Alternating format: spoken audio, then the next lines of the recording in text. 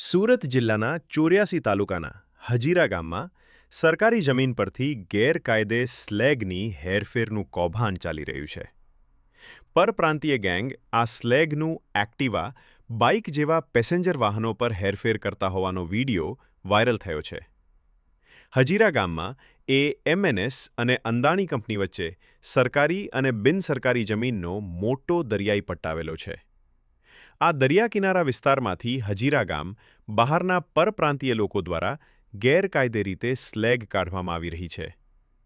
આ સ્લેગ આરટીઓના નિયમોની વિરુદ્ધમાં જઈ આરસી બુક, ઇન્સ્યોરન્સ, પીયુસી વગરના એક્ટિવા જેવા વાહનો પર હેરફેર કરવામાં આવે છે.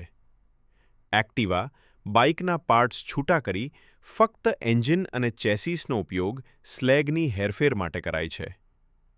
સ્લેગના મોટા ટુકડાઓનું પોતાના તેમજ ગ્રામજનોના જીવના જોખમે હેરફેર કરી રહ્યા છે.